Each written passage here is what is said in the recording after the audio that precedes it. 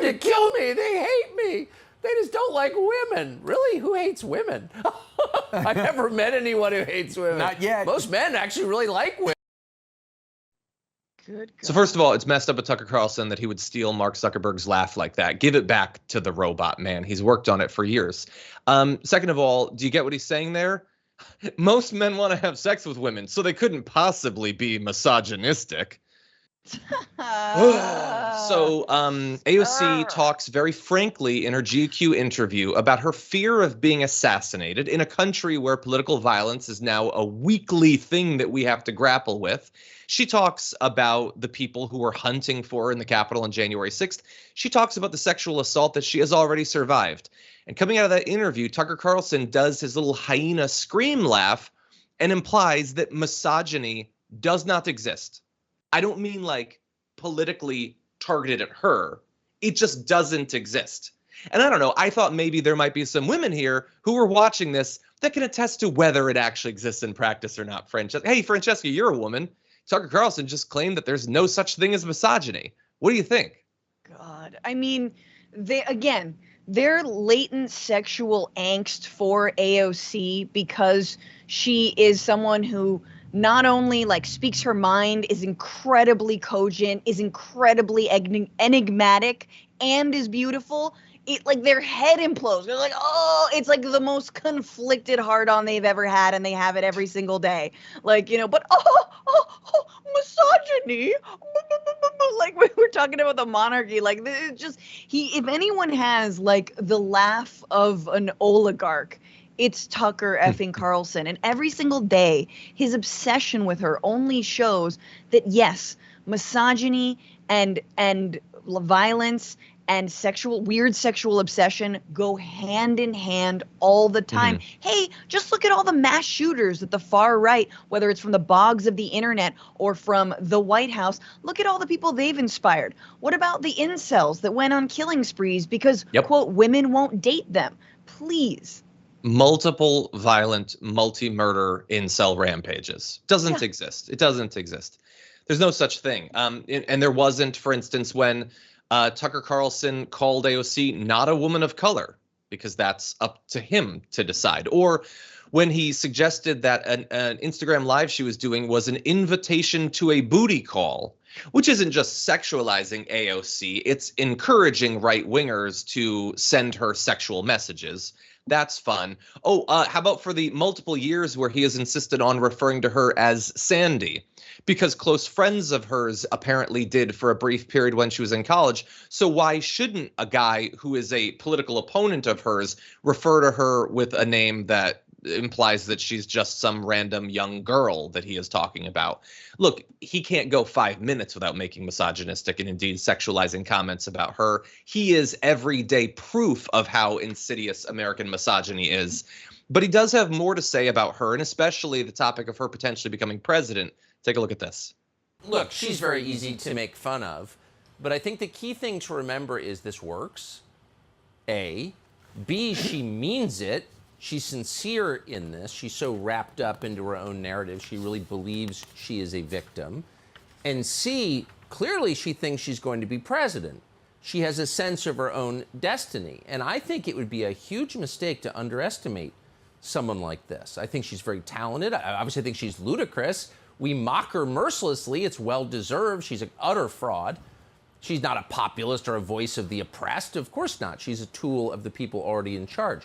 But I also think she has a political future, and conservatives would be very unwise to dismiss her as just a fad. She's more than that. And I think, I think she is going to run for president, and I think at some point she has a pretty good shot of winning. So I wouldn't blow her off as a minor phenomenon.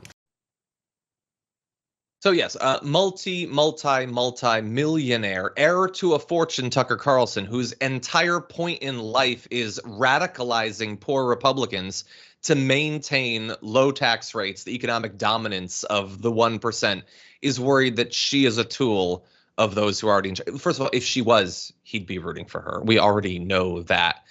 No, should you take her seriously? Yes, I think even the right should. Should you maybe look into why she is popular? You could actually learn something were you to do that, but he's not interested in having right-wingers look at why she's a success, why she was able to get elected against one of the most powerful Democrats in the House at such a young age, why she has led a changing discussion on the government's obligation to do something about climate change. Look, there are other young people or relatively young people that have got elected on the right. How do they do it? Demonizing immigrants, demonizing the LGBTQ community. They're ideologues. That's what they are. She actually communicates values and policies, and he has to ignore that. He has to pretend that she's the same as a Lauren Boebert.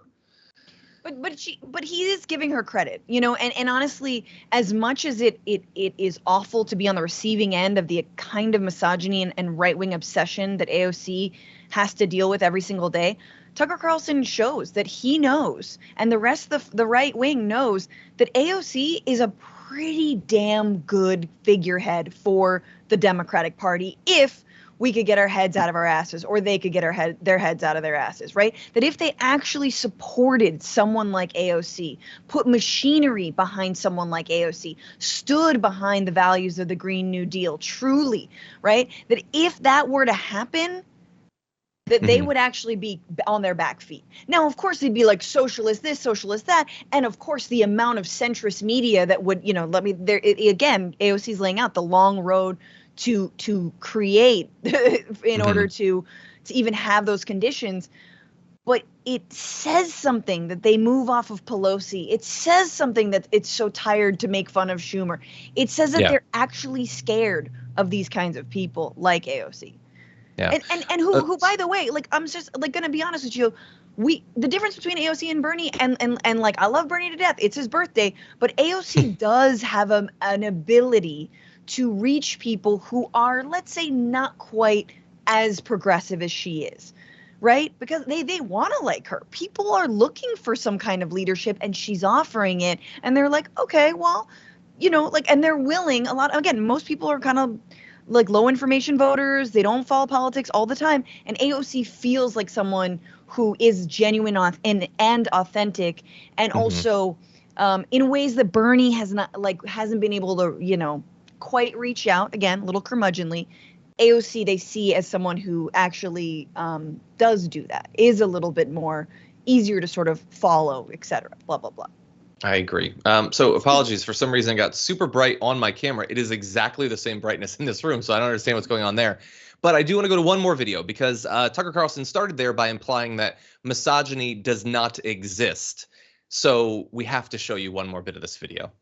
Well, I mean, the message is very common now, which is, I'm oppressed, I'm a victim, give me power. I mean, this is a means to power, of course, and that's why you see it everywhere. But at its core, it's a lie.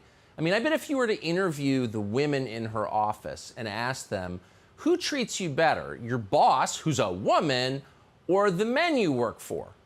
I mean, and you see this in offices across the country. I mean, if you're really honest about it, hey, men hate women. Really, it's not male bosses who mistreat female employees. Like, let's stop lying about it. Everybody knows the truth. Women are much tougher on women than men are in the workplace. That's just true. I'm sorry. You're not allowed to say that? I don't care. That's real. And so the idea that she's like an advocate for women, really, in what way? It's absurd. It's absurd. The idea that there could be misogyny. I mean, let's keep it real, everybody. You know them bitches. You ever worked for one of them bitches? They're the real problems. There's no misogyny in the world. But God, women bosses, so irrational, so emotional. And it won't get through to any of them. They won't, because the right-wingers who will not nod at him saying there's no misogyny because they don't want that to be a thing that gets debated, love when he throws out blanket statements like that. Absolute madness. And of course you have the woman there on the panel nodding enthusiastically. Yeah, women are way worse bosses. I really would like a promotion someday.